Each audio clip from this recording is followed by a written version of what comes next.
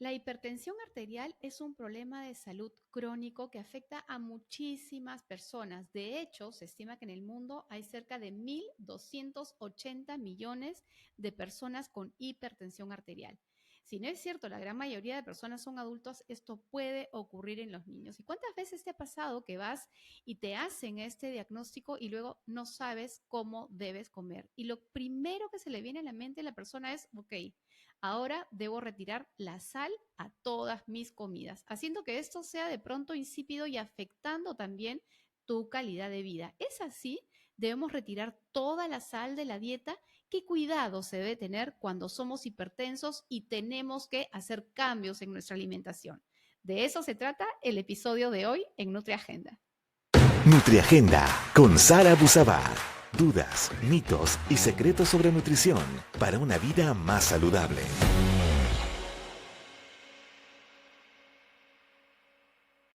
Y para hablar de este tema a profundidad, tengo hoy el gran gusto de contar con Lorena Saavedra, quien es investigadora y directora de nutrición y dietética de la Universidad San Ignacio de Loyola, a quien tengo un gran gusto de poder conversar y, por supuesto, desde ya agradecer toda la información que va a poder compartir para toda nuestra audiencia. Bienvenida, Lorena.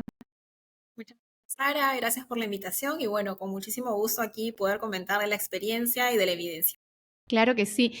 Y de hecho, lo primero es lo clásico. Me llegan muchos pacientes y seguramente te debe haber pasado lo mismo, que llegan sin saber qué comer. Han sido diagnosticados con hipertensión arterial y la angustia mayor es ya no tengo gusto por la comida porque todo lo como sin sal. ¿En eso se basa la dieta para el paciente hipertenso? ¿Quitar toda la sal de la vida? Es una buena pregunta, ¿no? Porque usualmente pensamos en hipertensión y restricción de sal, ¿no? Si bien es cierto, efectivamente, el consumo excesivo de sal, y si hablamos de datos, no hablamos de exceso de sal por encima de los 5 gramos al día, una cucharadita de sal al día, ¿no? Ujú. Efectivamente, esto está asociado con el desarrollo de hipertensión y enfermedades cardiovasculares, entre otras enfermedades crónicas que de hoy no vamos a tocar mucho, ¿no? Sí es cierto. Sin embargo, la restricción de sal no es el único aspecto a considerar en una dieta para un paciente hipertenso, ¿no? Y tampoco es que tenemos que restringir al cero la cantidad de sal, o mejor dicho, de sodio, ¿no? Porque cuando hablamos de sal, en el Perú lo consideramos como un sinónimo de sodio, ¿no? Y no conocemos incluso mucho de este mineral. La razón por la cual nos restringen la cantidad de sal es porque el sodio específicamente, este mineral, que es esencial para la vida, sí, pero en exceso puede llegar a conducir al aumento de la presión, ¿no? Ujú. Entonces, sí hay que disminuir un poco el consumo de sal. En el caso de las personas con hipertensión, hay que reducirlo un poco menos a los 5 gramos de sal al día. Sin embargo, hay que considerar que la dieta para el paciente hipertenso también tiene que considerar, por ejemplo, la reducción de grasas trans, de grasas saturadas, ¿no? Incrementar también las grasas que se conocen como buenas, pero en realidad pues es discutible si son al 100% Ujú. buenas o no, depende mucho de la cantidad, ¿no? Que son las poliinsaturadas y las monoinsaturadas, por ejemplo. Aumentar el consumo de proteínas de alto valor biológico también es otro aspecto, ¿no? Entonces, no hay que limitarnos solo a hablar de sal e hipertensión, ¿no? Incluso Ujú. si trasladamos este tema a otros minerales, hay que aumentar el consumo de potasio, que es un elemento muy positivo en estas personas. Ujú. De hecho, con esta primera respuesta has abierto el panorama para muchos aspectos que tienen que ver con el cuidado de la salud en general y particularmente con el paciente que tiene problemas de presión alta, la hipertensión arterial. Y mencionaste que, claro, aquella persona que consume más de 5 gramos de sal al día, y en este caso sí estamos hablando de la sal, que es lo que la gente comúnmente más conoce como fuente de sodio, es quien tiene mayor riesgo de desarrollarlo, ¿no? De hecho, hay algunos estudios que dicen que es suficiente que indistintamente del peso, es decir, no solamente las personas que están subidas de peso tienen mayor riesgo de hacer hipertensión, sino que es suficiente que consumas más sodio durante 10 años para que te ganes una hipertensión arterial aún siendo una persona joven, hasta incluso niños. Entonces, la pregunta del millón es, ¿dónde está la sal que consumo? Mucha gente puede estar diciendo, bueno, en mi casa cocinamos normal de sal. ¿Cómo sé si me estoy pasando de la sal? ¿Dónde está ese exceso? Ujú. Esa es una excelente pregunta, porque yo te digo 5 gramos y luego pregunto cómo puedo calcular esos granitos de sal que están por todos los alimentos, ¿no? Entonces, sí, es correcto. Hay que conocer cuáles son estas principales fuentes de sal. Mira, te comento que a nivel internacional, las principales fuentes de sal, sobre todo en países desarrollados, digamos en hemisferio norte, por lo general, las principales fuentes están en los alimentos ultraprocesados y la comida que se vende en la calle, ¿sí? ¿En Estamos restaurantes? hablando en restaurantes, correcto. Estamos hablando del 75% de la sal que se consume proviene de estas fuentes en el hemisferio norte. Sin embargo, en otros países, en países como los latinoamericanos o muchos países asiáticos, la mayor parte de la sal que se consume proviene de la sal discrecional, que es así como se denomina a la sal que añadimos al momento de cocinar, ¿no? Mm. Y esto, ojo, no estoy hablando que dejemos de consumir comida preparada en el hogar, que es algo muy positivo, más bien debemos de verlo como una ventaja, porque tenemos la oportunidad nosotros en nuestros hogares de añadir menos cantidad de sal, ¿no? Ahí ese dato que acabas de mencionar es súper importante y me llama poderosamente la atención porque siempre tenía, digamos, la data que son los ultraprocesados y la comida de restaurantes, sobre todo de comida rápida y de frituras, donde está la mayor concentración de sal en nuestra dieta, ¿no? Pero cuando nos mencionas que es la sal que utilizamos en nuestra casa, que la hacemos para hacer el arroz o hacer el guiso, es donde más está, me sorprende. ¿Tenemos una data de cuánto más sal estamos consumiendo los peruanos? No sé si tenemos esa data. Sí, hay pocas estimaciones a nivel nacional, pero sí tenemos la información. Por ejemplo, estudios de la OPS nos indican que estamos alrededor de 8 gramos. También, desde mi experiencia, te puedo comentar, algunos estudios hechos en el norte del país, en Tumbes, nos mostraron que estamos consumiendo 10 gramos de sal al día. Estamos hablando de 2 veces la recomendación, Claro, ¿no? Y sobre todo, y nuevamente estos 8 a 10 gramos concentrados en lo que cocinamos en casa. básicamente sí. Sin embargo, hay algunos estudios pequeños a nivel de Lima, ¿no? Que tiene un patrón alimentario más similar a países desarrollados, que muestran sí que la proporción puede ir 50% y 50%. Ok. Ok, qué importante entonces tener esta consideración de que efectivamente la sal o el sodio tenemos que cuidar y dependiendo de dónde estamos viviendo y nuestros hábitos de consumo es donde tenemos que ir restringiendo. Luego vamos a ver más o menos cómo hacemos esta restricción, pero vayamos abriendo un poquito más el panorama, porque otra de las cosas que dijiste es que, claro, consideramos reconocemos al sodio en la sal y es donde pensamos que tenemos que restringir, pero el sodio está en otros alimentos también o en otros productos. ¿Cómo le reconocemos?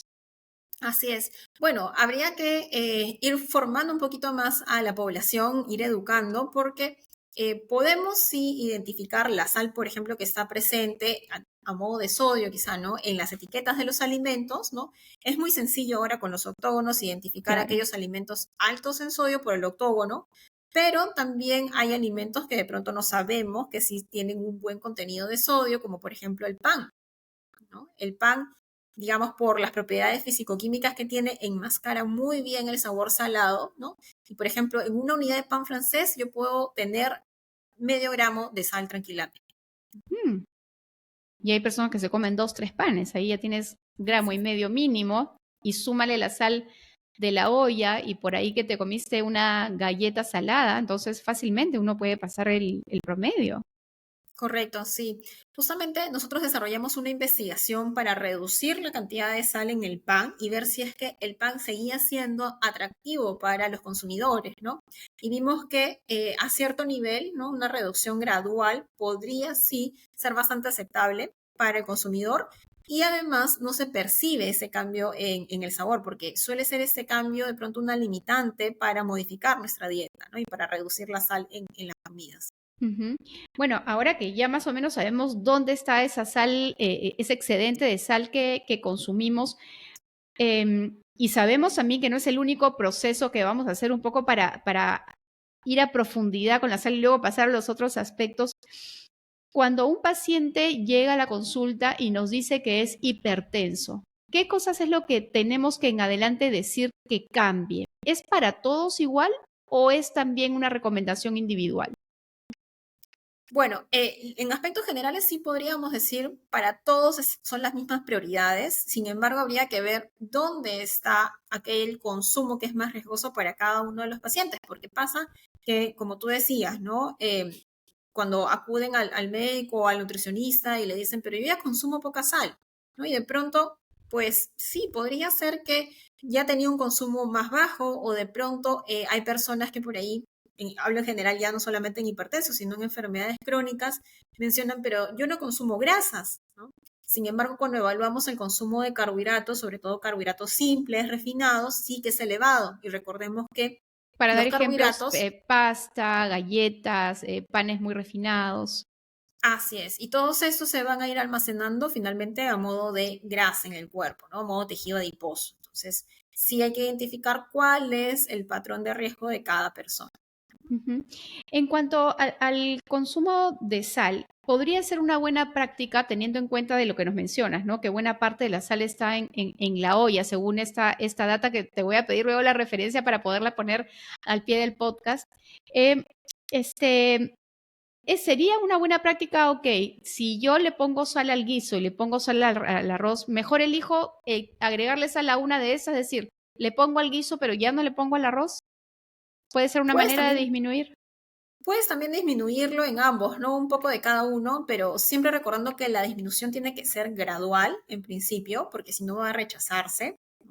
Y en segundo lugar, tenemos otros potenciadores del sabor más allá de la sal. Y en nuestro país tenemos que estar orgullosos de eso porque tenemos una infinidad de hierbas y especias que podemos usar para que reemplacemos ese saborcito que nos da la sal, ¿no? Y que la comida siga siendo palatable, ¿no? Que sea sabrosa. Entonces, Algunos hay que ejemplos de buscar estos estas. sustitutos. Por ejemplo, ¿no? Tenemos hongos y laurel, típico, Ujú. ¿no? En nuestra comida. Podemos emplear salvia, romero, ¿no? Tomillo, una infinidad de especias. Orégano, ¿no? También que es súper fácil y sencillo de conseguir, ¿no?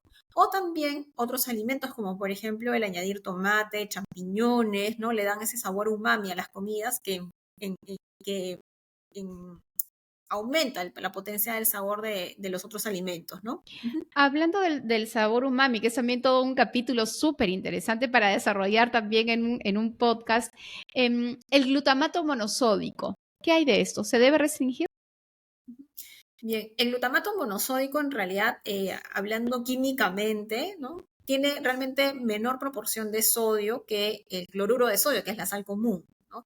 Sin embargo, es importante tomar en cuenta que sigue conteniendo sodio y como bien lo decías, pues hay alimentos o ingredientes que siguen conteniendo sodio, que no es a través de la sal, pero sí están presentes, ¿no? Entonces sí tomarlo con precaución. Ujú.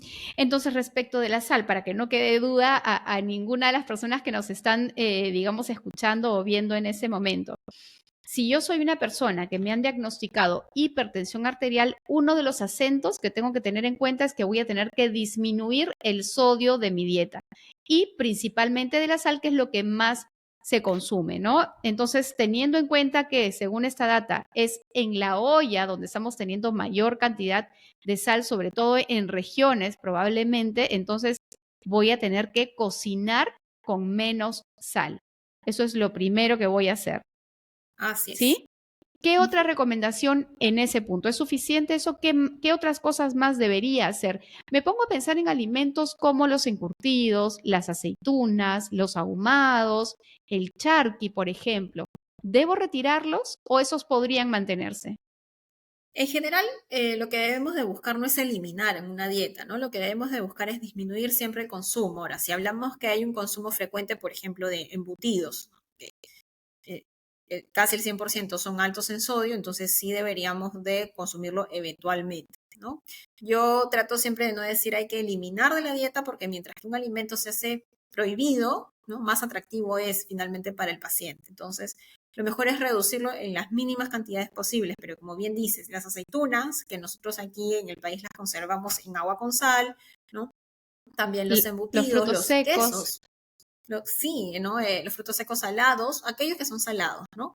Ujú. Los quesos también, que puede ser muy habitual, también en muchas familias, hay que reducirlos. Y en general los derivados del trigo también pueden tener un contenido un poco más elevado de sal que otros alimentos, ¿no? ¿Los Entonces sí derivados tomar de qué? Perdón, precaución. no te escuché Los ahí. derivados de la harina de trigo, ¿no? Ah, Como el ok. pan.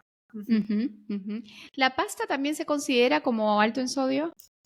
Sí, la ventaja es que a comparación de otros países, nuestra pasta no tiene tanto contenido de sal, ¿no? Pero Ujú. sí, en otros países es bastante alta en sal y sí es parte de las principales fuentes.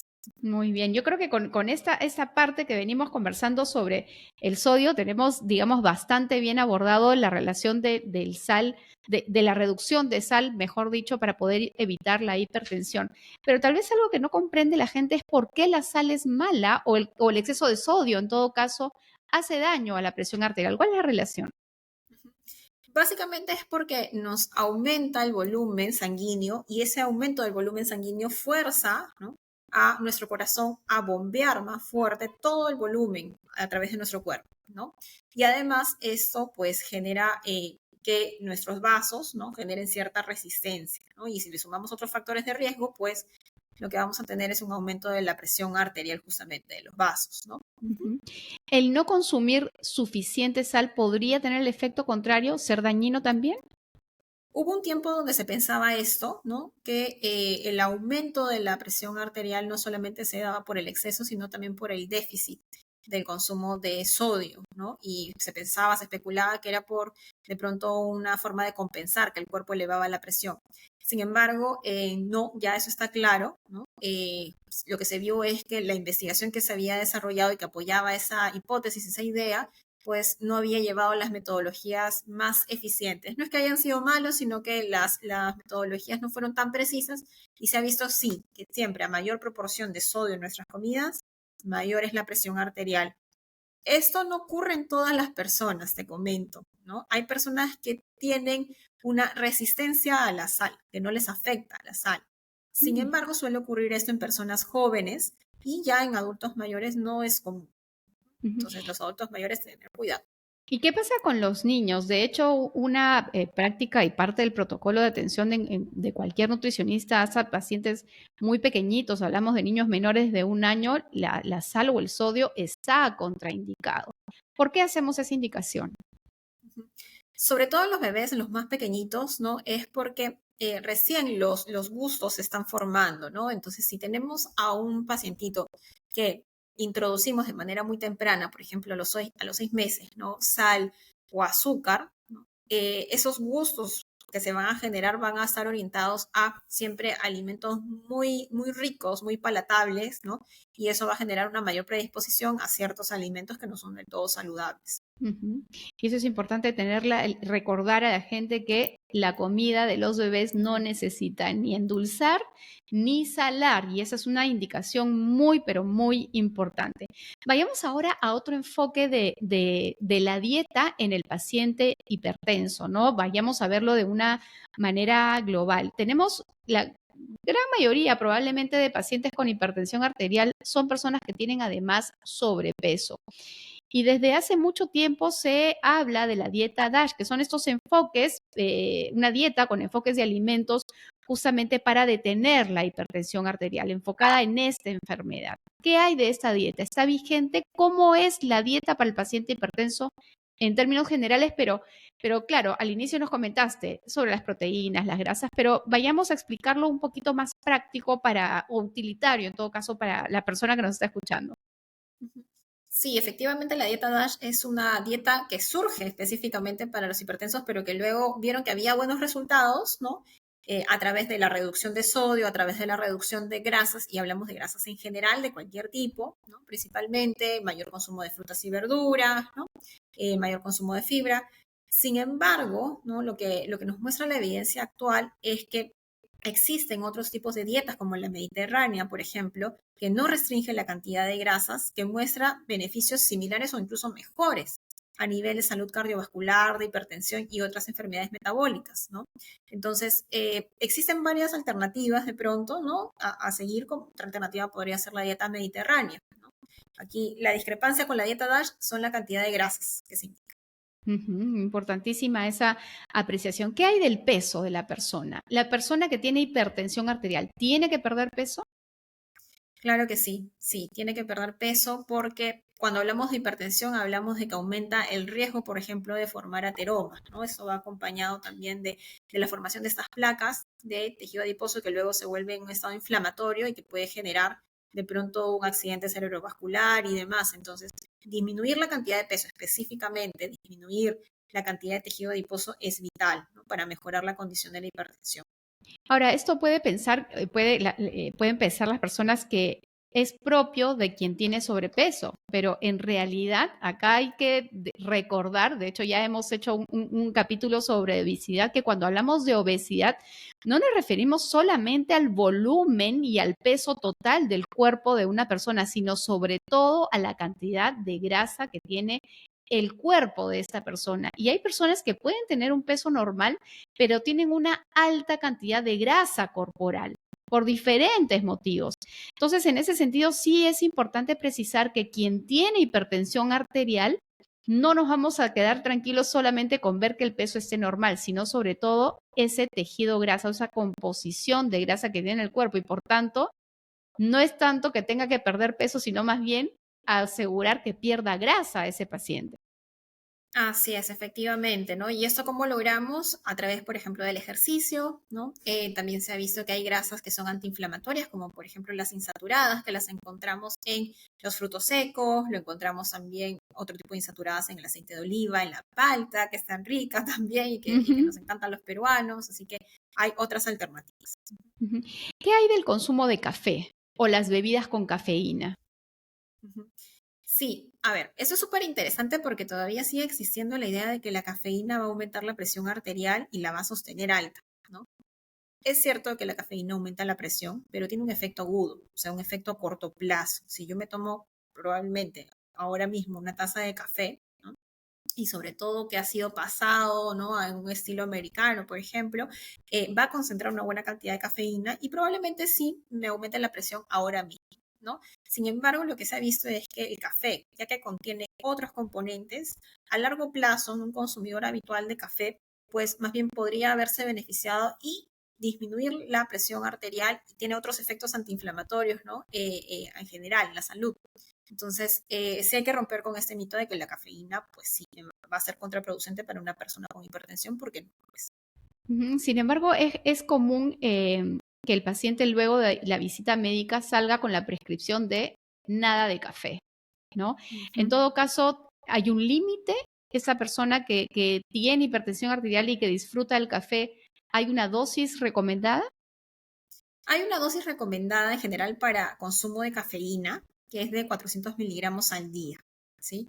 Existen algunas guías Es europeas que alto. mencionan, sí, mencionan 100 incluso, ¿no? ¿Y esto cuánto equivale en una taza de café? Pues cada taza de café americano podría contener alrededor de 100 miligramos. Ahora, es importante mencionar que según el tipo de, o la técnica, ¿no? Que vamos a utilizar para obtener el café, puede variar el contenido. Por ejemplo, el espresso contiene menor cantidad de cafeína a comparación de otras técnicas, como el pasarlo a través de la moka, ¿no? La cafetera octogonal. Y justamente el café pasado es la que más nos encanta a los peruanos, es la más consumida, dicho sea de paso. Entonces el café pasado concentraría mayor cantidad de cafeína y podría tomar menos tazas en todo caso. Así es, en todo caso, mejor un espresso. ¿Con el chocolate pasa lo mismo? ¿Tiene el efecto similar al café? El efecto es muy parecido porque puede contener, sí, ¿no? Pero cafeína, pero tiene también otros compuestos que son antioxidantes, ¿no? Entonces, vuelve a ocurrir la misma situación, ¿no? Ahora, sí que habría que evaluar porque el chocolate contiene también grasas saturadas, entonces, si nos excedemos en ese aspecto, pues el beneficio se anularía en todo caso. Qué importante es conocer todas estas cosas de los alimentos. A mí me parece fascinante y qué importante es poderlo dilucidar, porque a veces nos quedamos con una parte de la información y no toda esta completa. Si, por ejemplo, las personas empezarían a relacionar, ok, la cafeína hasta cierta dosis pudiera consumir, pero, el chocolate también puede contener algo de cafeína, entonces uno asume que todo es lo mismo, ¿no? Pero no, es distinto. Y por eso que desde acá valoro mucho la ciencia de la nutrición, que realmente no tiene todo un fundamento científico, bioquímico, que nos permite además dar todas estas recomendaciones. Y hay algo que, digamos, es también muy importante tener en claro y tiene que ver con el consumo de las bebidas con alcohol, ¿no? Y tenemos acá muchísimas bebidas con alcohol, la cerveza, el vino, los espumantes, que suelen tener menos grado de alcohol, pero también están aquellas otras que son azucaradas y también están aquellas otras que tienen un alto grado de alcohol que vienen a ser los destilados. ¿Cuál es la recomendación sobre el consumo de alcohol en pacientes con hipertensión arterial? Depende mucho del país. Esto es algo donde discrepan los países. Por ejemplo, hace algunos años ya, Reino Unido, por ejemplo, eliminó la recomendación de bebidas alcohólicas de sus guías alimentarias. Sin embargo, en países Para pacientes donde hipertensos.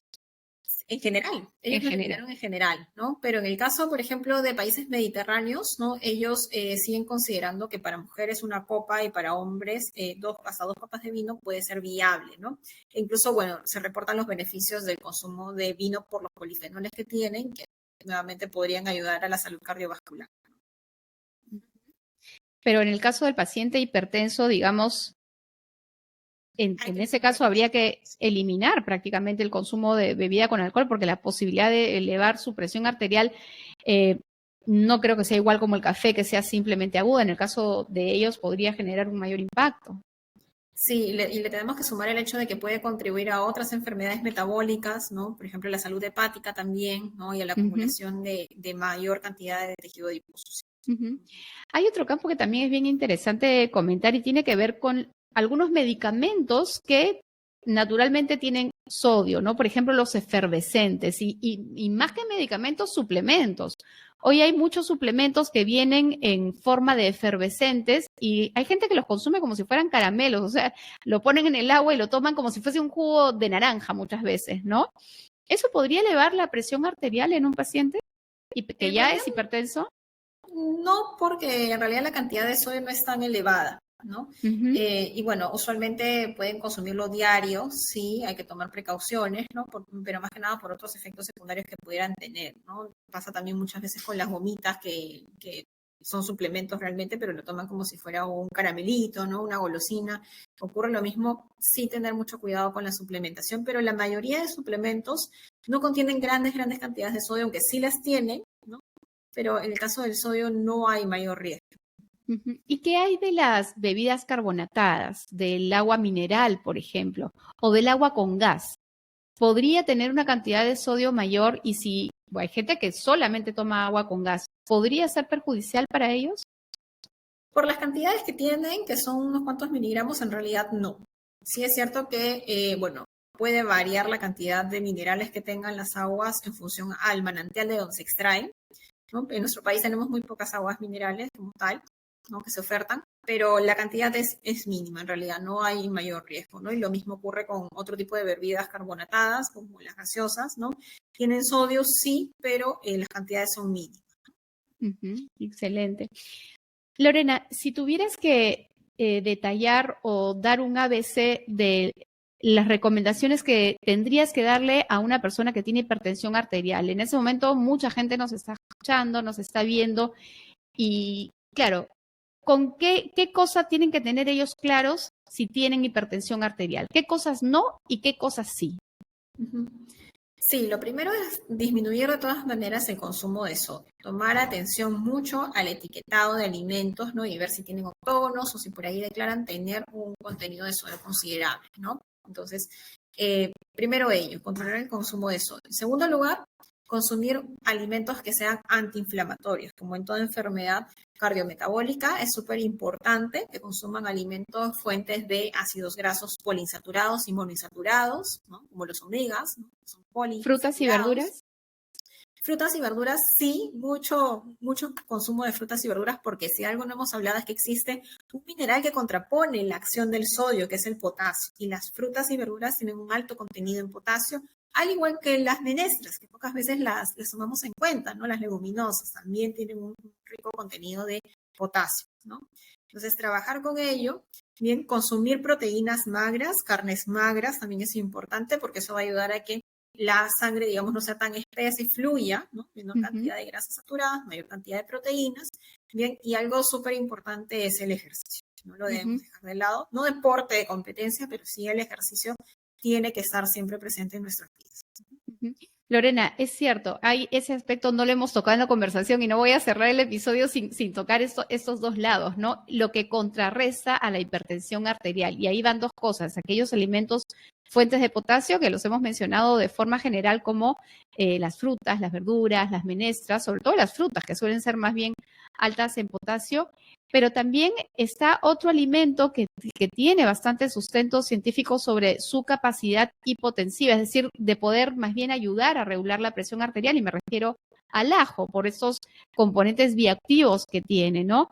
En ese lado, ¿cuál sería la recomendación? ¿Hay alguna fruta que debería consumir más, alguna verdura que debería consumir más o menos? Y lo mismo el ajo. Uh-huh. Bien, bueno, cantidad de ajo es difícil de estimar como tal, ¿no? Porque además tiene un sabor muy intenso, ¿sí?